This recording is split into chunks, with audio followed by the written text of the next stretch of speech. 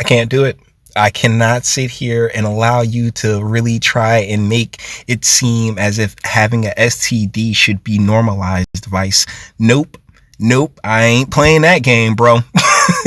Because there's been a lot of this all over the place. There's these commercials, and I know you if you're on this platform, you've had to see the commercials that starts off with the guy, hey, people are always asking me what's it like living with AIDS. Like, who's asking you this? Who even knows? You're out there playing basketball and just living your life, sir. So like, who, like, you'd have to go out of your way to let people know of your HIV status. Much in a way, you'd have to let people go out of your way, or make it insanely obvious about your sexual orientation. So it's like, dude, like, I'm sorry, I understand people have feelings, get it and all, but when it comes to, as a society, we cannot afford to normalize things that are ultimately harmful in this capacity, in this manner. If anything, we should be pushing more towards the familial at this point, because we've witnessed what the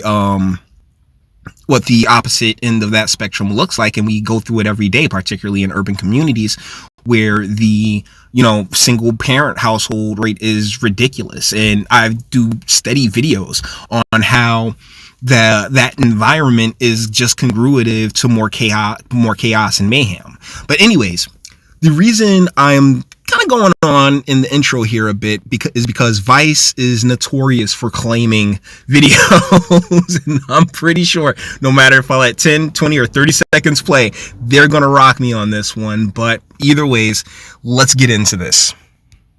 Of like, I have an STD. Kind of shattered my identity. I was kind of suicidal for like the first week or so. Confused and angry that this was happening to me. But here's the thing, ladies. How'd you get those STDs, huh? Living with it, herpes. Oh my God, no. Yeah, you gotta live with it. You made a choice. You very likely, because there are, forced entry circumstances, but for the most part, these are the choices that you decided to make because, you are a free, sexually liberated woman who can do as whatever she want, whatever, I could do what I want. I was diagnosed with HSV1 genitally. I have genital HSV1. I have genital herpes, HSV2 to be specific. Now, you may be wondering, Jay, you haven't came out and said strokes, pumps, anything else like that. Yeah, it takes some, like, having a STD literally takes all of them off of the board as far as, oh man, I definitely like to get down with that. By all means, let's do it. Like, no, I'm sorry, it just automatically drops you to a 0. And it sucks. I get it. But you're the one that made whatever decision that you made to, have you come up. More than likely, you are the one that made the decision that you made to, to sleep with the person that you slept with, do whatever sexual activity that you did with the individual that you did it with. And so thusly, it's about accountability and owning your choices and stuff like that. And if I know it sucks to be, automatically off the board for so many people, but I'm pretty sure you can find somebody equally attractive with the exact same thing that you got, because like I said, we're doing videos on we have commercials about AIDS treatments and the like, and man, Chris Rock was 1,000,000% right about that. Got it from a fuckboy from Tinder. One night spontaneous thing. I have never really been spontaneous, but Your choice. Was in a space where I was feeling sexy, and I had That's the sad part, right? Because I actually think she's attractive. I think she's really attractive. I think she's hot. If I'm keeping it a buck with you, I think she's hot. And there's always some guys that come in, oh, you think yeah, because it's called my taste, my dude. Like, you don't have to agree. That's the great thing about taste and preferences. We ain't gotta agree. Come in, man, you need your eyes checked, bro. It doesn't matter, bro. What float my boat and what float your boat were never supposed to be the same thing, my G. this one night thing. And then I had an outbreak. It was pretty hard to miss because the first outbreak of herpes is pretty, like, you feel it. Devastating. Myself in a way, I had this idea of who I was, and having an STD did not match with it. So it was sort of. Yeah, I'm pretty sure it didn't. STDs don't really match with much of anything now, do they? I'm sorry. But and they all came out and admitted, yeah, there's an F-boy on Tinder, and it's a one-night stand thing, and and so the choices that you made, you sitting here basking in your femininity, oh, that's right, you ended up with some lifetime shit, and it sucks, it really does, but like, how is this not your fault? Because you're the one that cracked your... I was feeling sexy. Yeah, I bet you were. Not anymore. Like, who am I now? I was just like You are somebody with herpes. really confused as to why this was happening to me, because I knew that I didn't associate, or I didn't relate to the behaviors that are associated with genital herpes. But you did. Like, the behaviors of one-night stands and hookups and all that other stuff, it's totally related to having an STD. What? Yo! What part of the game is this? How are you gonna sit here and be like, yeah, I wasn't, that's not my lifestyle. Look at her right now. She's dressed like she's an Amish chick. Like, come on, yo. Oh, man, miss me a little when I'm gone. How am I ever gonna date anyone again? How am I ever gonna have sex with anyone again? Honestly, you, ma'am, seem as if you were headed towards that cat life anyway. So, you got one last good canoodling in before that wall came crushing in around you. So, enjoy the cats. Look at, movies. A lot of people like the go-do joke. You know what? Here's the thing, though. Like the face, it reminds me a bit of like Alanis Morissette, and I find Alanis Morissette attractive. So I'm like, like 10 years ago, she was probably super dope. I'm not even gonna lie, she was probably super hot. To joke is usually, someone that has herpes. What happens in Vegas stays in Vegas. It's specifically shaming sex workers who are typically... Here's the thing. If oh my goodness, this is like cops complaining about getting shot. Now, here's the thing. I empathize that you got shot, right? But you chose the line of work that you went into, right? Like, nobody put a gun to your head and was like, yeah, become a cop, or no one put a gun to your head and told you become a prostitute. Like, it's part of the job, and unfortunately, those benefits aren't particularly worth it. And like the benefits, like, the health insurance and everything else like that, I'm just women. If you are a woman and you express yourself as a sexual being, there's even more of a stigma. At the time of... And it's supposed to be a stigma. So so as men, we know not to take you seriously. Boom. Okay, yeah, she gonna give me the butt, but all right, whatever. It is what it is. Because as guys, we just wet and warm, right? I'm pretty sure that there's a gentleman out there that's like, oh man, I'll still stroke, yo, it is what it is. Where's the herpes at? Is it mouth herpes or a genital herpes? Because either, I'll just go for the hole that's non-contaminated. My diagnosis, it was, if anyone ever finds out about this, I don't know what I will do. It was that one thing that you hide that no one can know. I dated a guy. And that's the thing. No one should be, no one has to know. That's the thing. Outside of people that you sleep with, no one has to know. Now, when it comes to who you sleeping with, yeah, they should be made very well aware of that. That should be at least conversation number 3. All right, two conversations, hey, we filling each other out. Hey, I got this thing going on down in one of my regions, and it's up to you. That's at least at least a conversation 3 thing. If you're thinking about having sex with them. And after a couple months, I brought it up, and that disclosure didn't really go well. That it really won't, because my man felt like he wasted months. Honestly, because it sucks. And I do feel empathy for these young ladies, but these are based around choices that you made, and some choices there is no coming back from. That's just the truth about it. And you know what? I myself, I've put myself in the same type of positions. I've had one night stands and the like.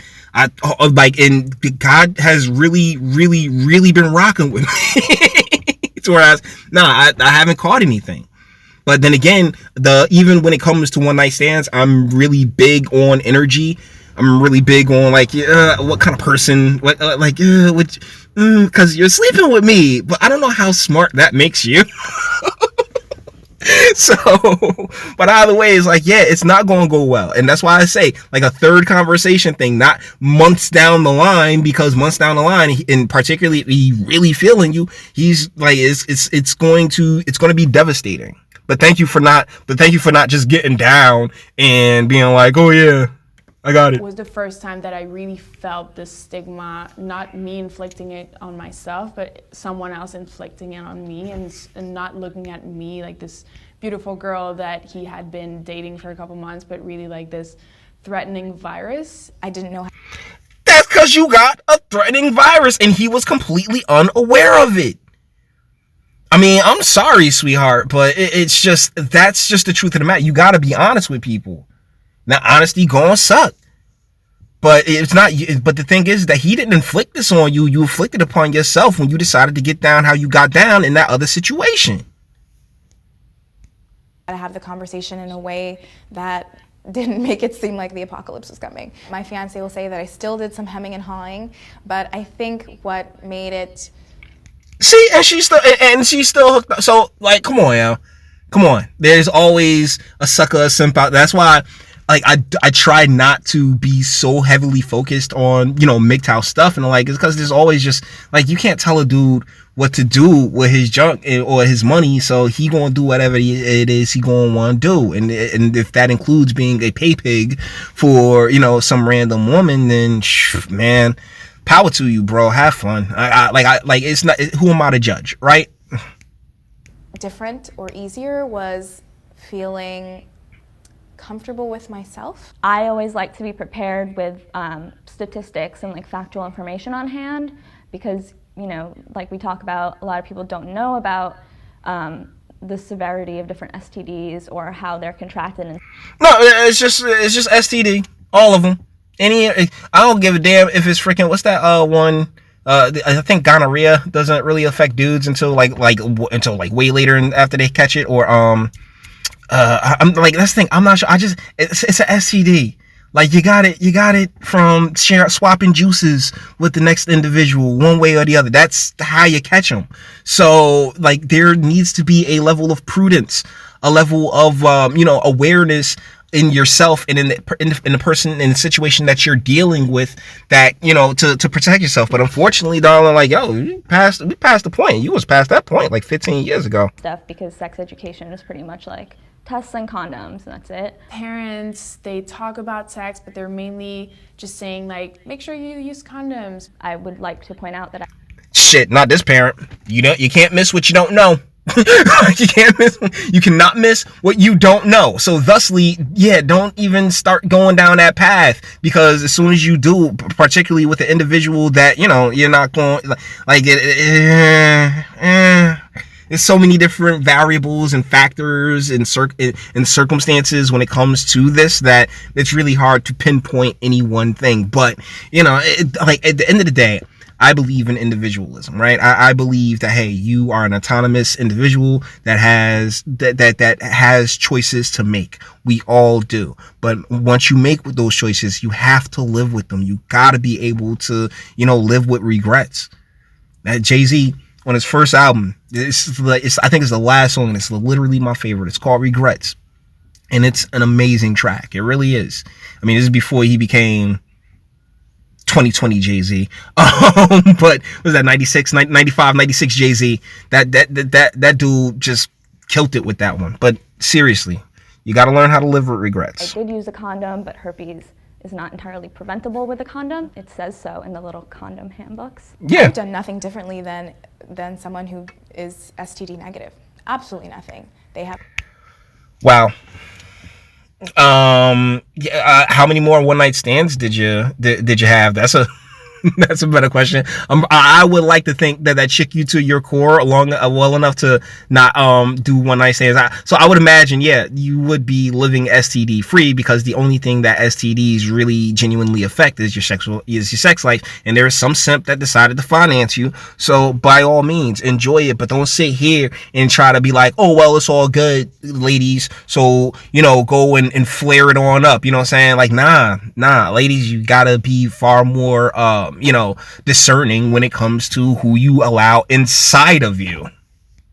Sex, I have sex. I use protection, they use protection, but I have an STD. Some of the biggest misconceptions around herpes, I think, are that people who are positive are dirty. Even just that.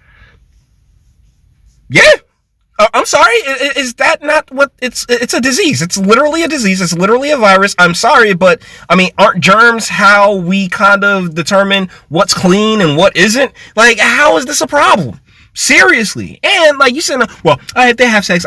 You found some simp to smash. Congratulations. But as far as like the like normal people and trying to normalize this, no. If you found your exception to the rule, man, I'd like to meet that guy. I'd like to say, hey, bruh, good on you for being such a big guy about it, because you're really taking one for the team here. But ultimately, I couldn't do it because STD. Like, I'm sorry, but it is a matter of being dirty and being able to pass that dirt or that virus or that germ along to the next person. Man, we are in the middle of this whole pandemic thing, and I end up with this video. Colloquial language can be very stigmatizing. We are neither clean nor dirty. We are human beings. Most people. But here's the thing about human beings, right? I mean, they can be clean or they can be dirty. Like, if I go roll around in the mud right now, I would be classified as dirty now, wouldn't I? A dirty human being. Yeah, I mean, like, come on, man. Seriously? I have a strain of herpes, and it's really not that big of a deal. But that's the thing. If it's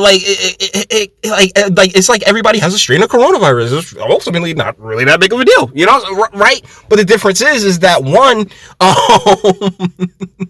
isn't passed upon the other one. You can't intensify that one through the exchanging of the juices. Well, actually, I think that's wait, that might have been a bad. Either ways, I went off base with that one, but either ways, you guys know what I'm getting at. Hopefully, fingers crossed. I'm gonna pull that of my black card right now. I've had zero issues getting dates or having sex. If people felt, then why are you doing this? Anybody? If you were running the mouth open, she lying. Like, I've had zero issues running, but you're sitting here talking about this stigmatization. So which is it, right? more empowered to be able to define the narrative of genital herpes through their own story and through their own narrative. But that's the thing, that's your story, that's your own narrative. I mean, and by all means, write the damn book. But when it comes to society as a whole, yeah, we have to keep these stigmas upon these things because we don't want them to spread. I mean, it's really ridiculous. So, and this is the same people that's saying like, oh yes, we have to shut down the entire economy because of what's going on. And it's like, well, which is it? Which is it? Do we sit here and sit in fear, or do we go out and live our lives but just try to be clean and protect ourselves? And part of our protecting ourselves is sexually staying away from people who are stricken with these viruses. That would definitely break the stigma. I want it to just be another thing. I have brown hair, I have brown eyes, I am 5'5", I have herpes, I love to run. Okay, yeah, and that's the thing. You hear that, right? Like, you're just like, yeah, I'm just gonna have herpes. No. You have herpes. Cool. Thanks for telling me. But, yeah, all right. So, ooh. That's about it. So guys, we can't do this. We can't sit here and pretend like this is cool, because it's not, ultimately, because it's just more propagating this whole sexual liberation thing and the feminine trying to make excuses for its terrible behavior. We can't allow this to continue. But you may disagree. So all the internet stuff. If you like to toss it a like, dislike, go ahead and do that too. Nobody's scared of you. Sub if you enjoy my fantastic voice and you want to get videos like this every single day. Share it, because sharing is caring, and YouTube and BitChute and like aren't the biggest fans of your boy over here for very obvious reasons. Bang the bell for notifications and speak. Let me know. What do you guys think in the comments? What? I'm 5'5". I like to run and I have herpes and just trying to smooth on over that. But in the comments, let me know what you guys really think. Should we be having STDs a normal thing because of my feelings, or should we be rational and say, hey, no, like, no, you're off the board. You with that one choice that you made, by that one meat you took, that took you off the board for 99% of dudes. Sorry, darling, that's just the way it go. But you may disagree. That's what my comment section's for. Until the next one.